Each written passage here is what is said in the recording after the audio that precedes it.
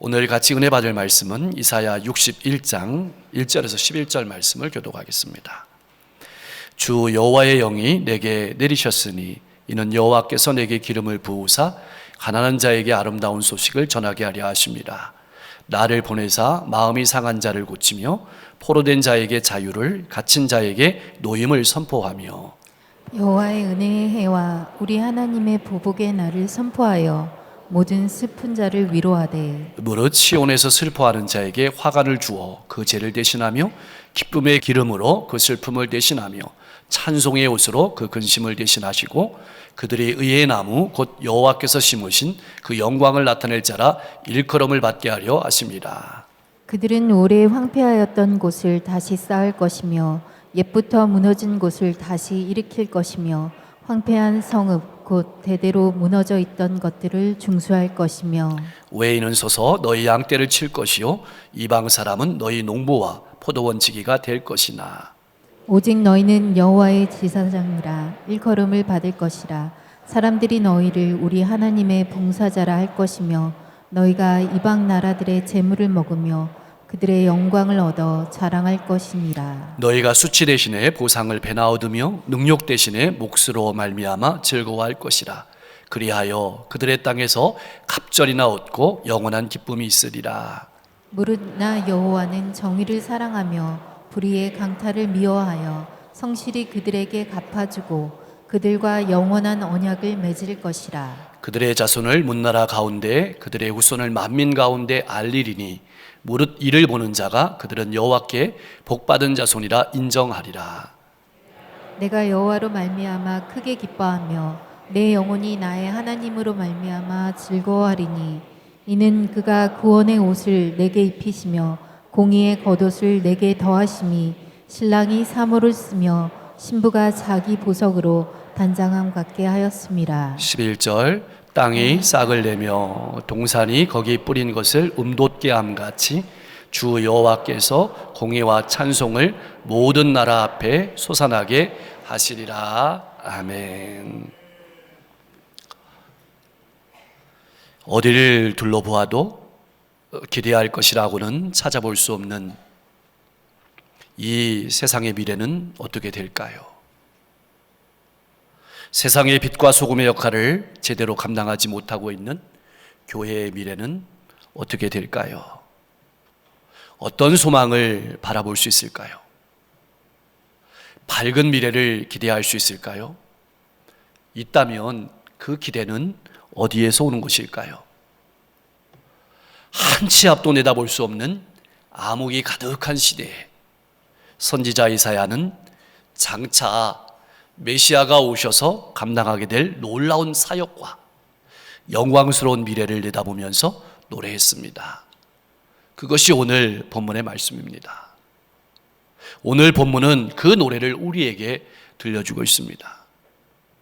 그렇다면 요즘 내가 바라보는 미래는 어떤 미래입니까? 내가 미래를 바라보며 부르는 노래는 어떤 노래입니까? 선지자 이사야는 그 놀라운 미래는 하나님의 성령이 메시아에게 기름을 부어주심으로 말미암아 열리는 미래라고 노래하고 있습니다. 성령의 기름을 부으시는 것은 소명을 위하여 구별된다는 뜻이기도 하고 바로 그 소명을 살아내야 하는 사람이라는 뜻입니다. 메시아의 사명은 한마디로 가난한 자에게 아름다운 소식을 전하는 것이었습니다. 그렇다면 가난한 사람들은 어떤 사람들일까요? 먼저는 육신의 삶의 곤궁함으로부터 오는 비참한 삶을 살아가는 사람입니다. 또한 하나님을 알지 못하는 영적인 곤고함으로부터 고통 속에 살아가는 사람 모두가 그 소식을 들어야 합니다. 그들을 구체적으로 성경은 마음이 상한 자, 포로된 자, 갇힌 사람들이라고 말하고 있습니다. 그렇다면 오늘 이 시대에 이 아름다운 소식은 누가 들어야 하는 것일까요? 아름다운 소식을 들어야 되는 대상은 하나님의 나라를 바라보면서 안타까운 마음으로 기도하며 이 세상을 살아가는 사람들이 들어야 합니다. 그리고 불의한 자들에게 억압당하는 모든 사람이 들어야 합니다. 또한 하나님을 떠나서 죄의 권세 아래 살아가는 사람들 모두가 복음을 들어야 합니다. 이 시대 모든 사람들이 예수께서 전하는 복음을 들어야 되는 사람들입니다. 그렇다면 왜 이 복음을 들어야 되는 것일까요? 메시아를 통해서 선포되는 하나님의 말씀을 성령께서 감동하심으로 말미암아 그 말씀이 성도를 새롭게 하고 공동체를 새롭게 창조하기 때문입니다. 그렇게 성령의 도움을 받은 하나님의 종들은 삶 속에서 거룩한 삶을 살아내야 하고 뿐만 아니라 성령의 충만함으로 하나님의 말씀을 올바르게 선포하는 데 최선을 다해야 합니다. 특별히 교육자들이나 교사들 그리고 인도자님들은 거룩한 삶을 살아가는데 말씀 가운데 진실해야 합니다. 왜냐하면 하나님의 백성은 하나님의 말씀이 선포될 때 삶의 근본적인 변화가 오기 때문입니다. 뿐만 아니라 하나님의 놀라운 역사를 맛보게 되기 때문입니다. 그래서 삶의 근심과 애통이 변하여 기쁨과 찬송으로 바뀌는 놀라운 역사가 그때 일어나게 되는 것입니다. 하나님의 말씀을 사모함으로 이러한 삶의 전환이 여러분의 삶 가운데 가득하기를 간절히 소망합니다. 그런데 말입니다, 1절과 2절 말씀은 어디서 많이 들어본 말씀 같지 않습니까? 맞습니다. 예수님께서 자라나신 나사렛에서, 나사렛 회당에서 예수님께서 선포하신 말씀이기도 합니다. 예수님께서는 이 이사야 선지자의 예언이 예수님의 사역을 통해서 성취되었다고 선언하셨습니다.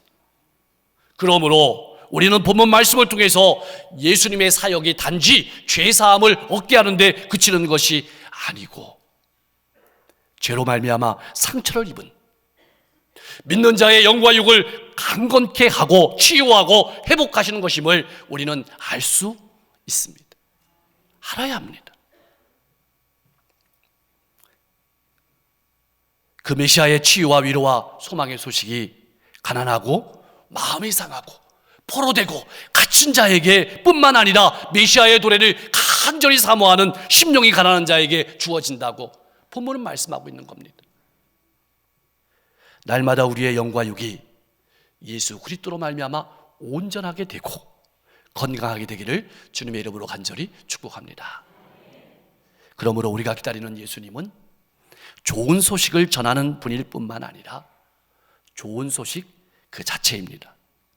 사랑하는 성도 여러분, 여러분이 믿는 예수님은 어떤 분이십니까?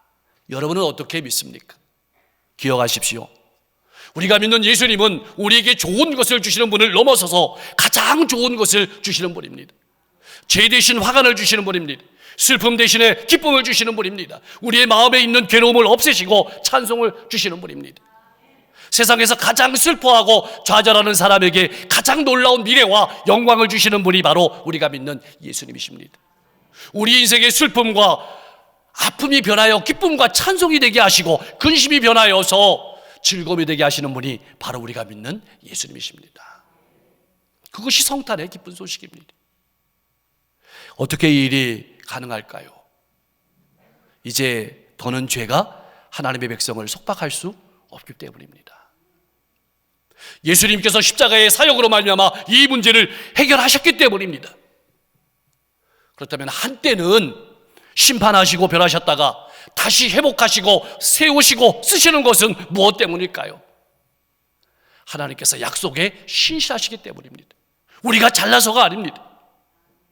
비록 하나님의 백성들이 하나님의 말씀을 따라 죄를 짓고 하나님의 마음을 아프게 했지만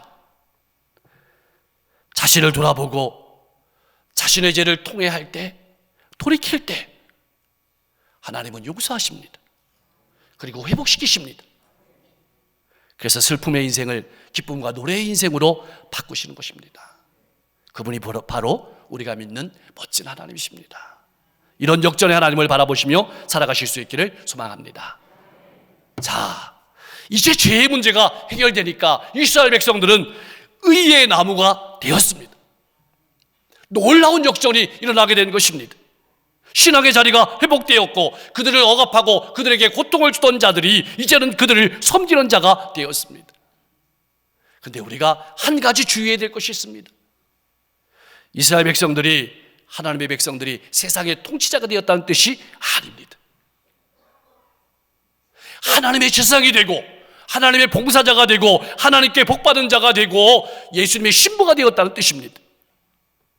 다시 말하면 하나님께서는 하나님의 백성들에게 그동안 그들이 잊고 살았던, 그들이 잃어버리고 살았던 옛 소명을 다시 일깨워 주시는 것입니다.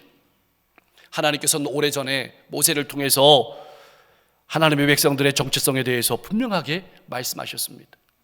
그것이 출애굽기 19장 6절 말씀입니다.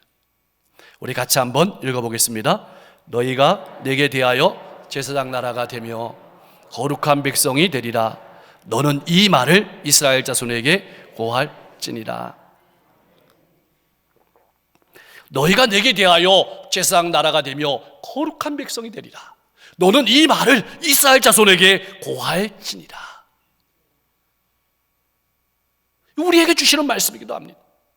구약시대에는 이스라엘 백성들을 특별하게 제사장 나라로 선택했다면 오늘 이 시대에는 예수 그리스도의 피값을 주고 사신 교회가 그 거룩한 역할을 이어받게 된 것입니다. 하나님의 구원과 축복의 약속은 교회를 통해서 드러나게 되는 겁니다. 베드로전서 2장 9절은 우리의 신분을 이렇게 선언하고 있습니다. 같이 한번 읽어봅니다. 그러나 너희는 택하신 족속이요 왕같은 제사장들이요 거룩한 나라요 그의 소유가 된 백성이니 이는 너희를 어두운 데서 불러내어 그의 기이한 빛에 들어가게 하신 이의 아름다운 덕을 선포하게 하려 하심이니라. 아멘. 여러분, 우리의 사명도 마찬가지입니다. 사랑하는 성도 여러분, 나는 가정에서, 일터에서, 이웃 가운데서 얼마나 하나님의 제사장으로, 하나님께 복받은 사람으로 역할을 잘 감당하며 살아가고 있습니까?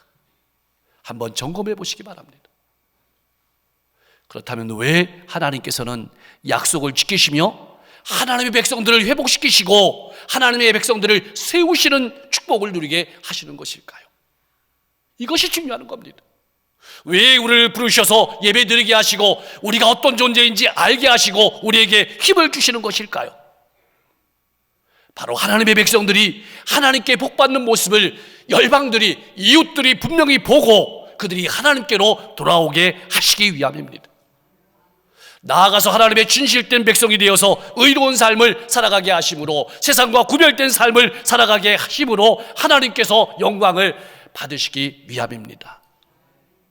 이러한 복을 받은 우리 성도들은 마땅히 왕같은 거룩한 하나님의 제사장으로서 한편으로는 복음을 전파하고 한편으로는 거룩한 삶의 모범으로서 믿지 않는 많은 사람들을 하나님께 인도하는 통로의 역할을 잘 감당해야 될 줄로 믿습니다.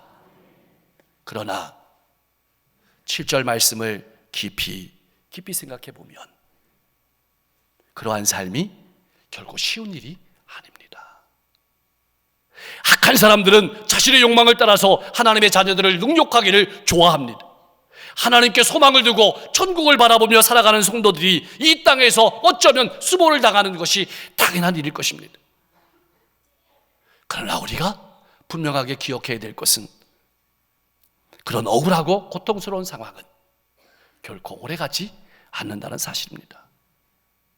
왜냐하면 하나님께서 고통당하는 자기 백성들을 알고 계시고 충분한 즐거움을 주실 것이기 때문입니다. 그것이 오늘 본문 말씀의 내용이기도 합니다. 예수님께서도 자기를 따라오는 백성들에게 분명하게 마태복음 5장 11절 12절에서 이렇게 말씀하셨습니다. 우리 같이 한번 읽어보겠습니다.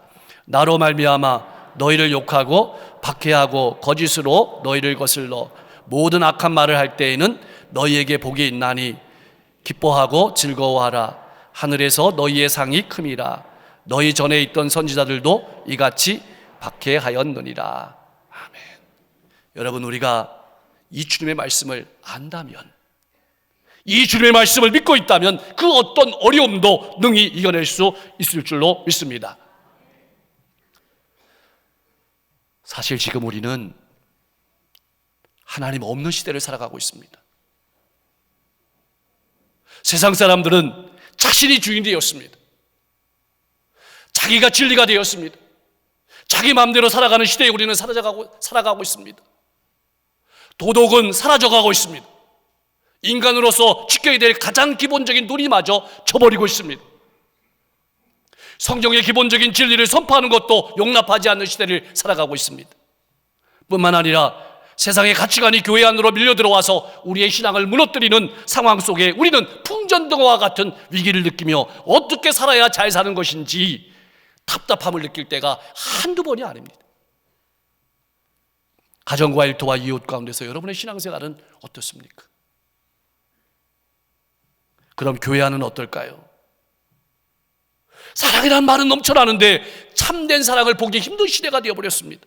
이런 시대적 삶의 한복판에서 오늘 본문은 우리에게 영원한 천국을 바라보며 살아가는 성도들은 복음의 깊이를 깨달아서 세상 사람들과 구별된 삶을 인내하며 살아가라고 권면하고 있습니다.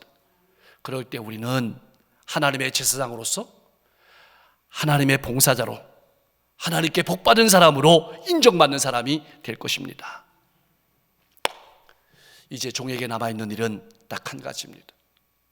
바로 하나님을 찬양하는 일입니다. 10절과 11절의 말씀은 이스라엘 백성들이 하나님의 은혜를 체험하게 될 모든 열방을 대표해서 부르는 하나님의 은혜와 하나님의 사랑의 즐거움으로 화답하는 찬양하는 노래입니다. 이렇게 노래하고 있습니다. 이는 그가 구원의 옷으로 내게 입히시며 공의의 겉옷을 내게 더하심이라.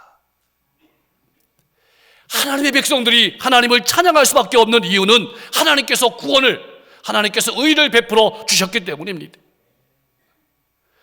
여러분, 하나님의 백성들이 하나님으로 말미암아 즐거워하는 것은 받은 선물도 좋지만 하나님이 더 좋기 때문입니다.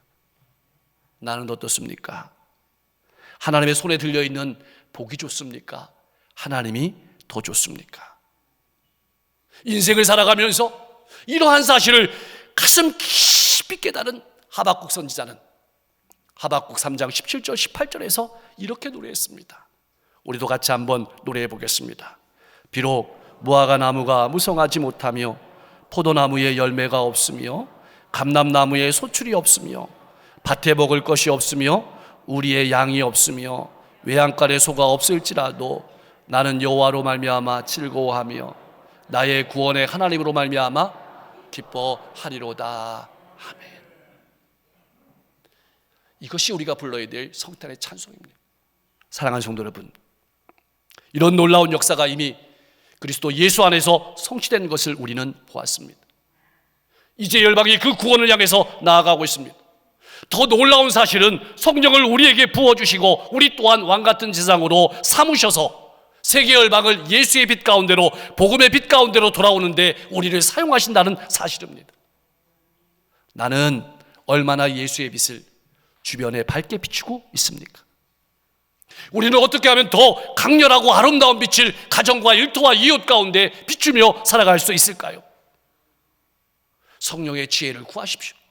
성령의 감동을 구하십시오. 성령의 능력을 구하십시오. 그리고 하나님의 제사장으로서, 하나님께 복받은 사람으로서, 예수의 신부로서 가정과 일터와 이웃 가운데서 당당하게 살아가시길 바랍니다. 기억하십시오. 이 어둡고 험난한 시대를 살아가는 우리에게는 항상 이 세상의 환난이나 이 세상이 주는 기쁨을 압도하는 기쁨이 있어야 합니다. 그런데 그 기쁨은 저절로 주어지는 것이 결코 아닙니다. 예수님께서 나를 위해서 흘리신 그 보혈을 믿는 믿음으로 말미암아 구원을 받은 그 감격이 내 가슴 속에 늘 가득해야 합니다.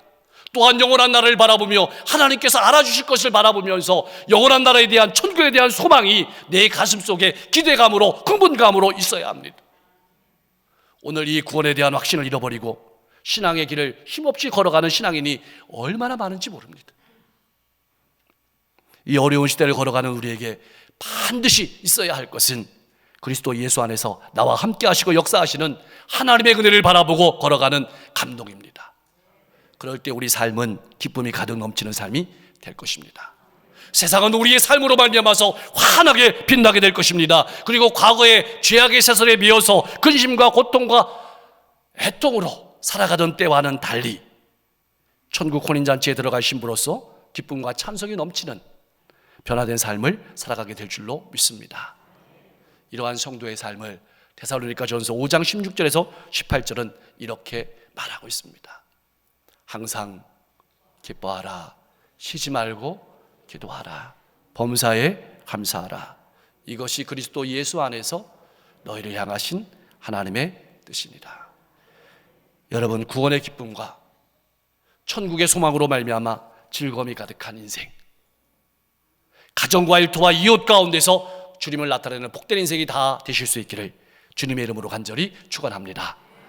기도하겠습니다. 성령의 감동으로 주시는 말씀을 통해서 우리 삶의 근심과의 통함이 기쁨과 찬양으로 바뀌는 놀라운 역사가 날마다 있게 하여 주시옵소서.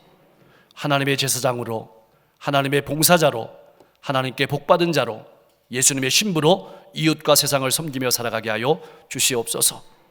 세상의 가치관이 아니라 복음의 가치관을 가지고, 영생의 가치관을 가지고, 천국의 가치관을 가지고 살아가게 하시고, 주님 앞에 서게 됐을 때 부끄러울 항상 기뻐하고 쉬지 말고 기도하고 범사에 감사함으로 구별되고 변화된 삶을 살아가게 하여 주시옵소서. 매년 맞이하는 성탄이 아니라 주님이 기뻐하시는 성탄이 되게 하시고, 성탄의 기쁨을 노래하고 기쁨과 즐거움으로 이웃에게 나아가는 시간이 되게 하여 주옵소서. 우리 주변에 많은 어려운 이웃들을 바라볼 때 눈으로만 바라보는 것이 아니라, 마음으로만 바라보는 것이 아니라 우리의 손과 몸이 가고 사랑이 갈 수 있도록 역사해 주시고, 크리스마스 겨울 축제를 통해서 이 지역과 시대 가운데 잠들어 있던 생명의 문화가 살아나게 하여 주옵소서. 오늘도 병석에서 신음하는 모든 환우들, 그 아픔과 고통의 자리 가운데 친히 신방하셔서 질병을 깨끗하게 치유하여 주시고, 마음을 만져주시고, 생각을 만져주시고, 인생을 만져주시고, 삶을 만져주시옵소서. 지구 곳곳에 아픔이 너무 많습니다. 전쟁으로, 기근으로, 지진으로, 재해로 하나님 생명들을 살려주시고 아픔을 회복시켜 주옵소서. 교회 안과 교회 밖에 많은 사역들을 통해서 수많은 영혼들에게 복음이 전파되게 하시고, 이 지역과 시대와 민족을 이끌어가는 위정자들이 하나님을 두려워하고 국민을 사랑하고 존경하는 상생의 정치를 할 수 있도록 역사해 주옵소서. 선교사님들의 발걸음을 힘있게 하시고, 지난 1년 동안 수고했던 모든 일꾼들 기억하시고 축복해 주시며, 24년 수고할 모든 일꾼들 하나님 힘 주시옵소서. 연말 연시입니다. 우리의 감정이나 생각이 쉽게 무너지고 또 우리의 감정을 쏟아내기 쉬운 시간들입니다. 하나님의 말씀으로 우리의 마음을 잘 지키면서 수많은 사람들을 위로하고 용기 주며 소망 주는 삶을 살아갈 수 있도록 역사해 주시고, 2024년 청소년 동계 올림픽을 통해서 하나님의 놀라운 구원의 복음이 더 많은 영혼들에게 전파되게 하시고 하나님의 사랑이 풍성해질 수 있도록 역사해 주시옵소서. 예수님의 이름으로 간절히 기도하옵나이다.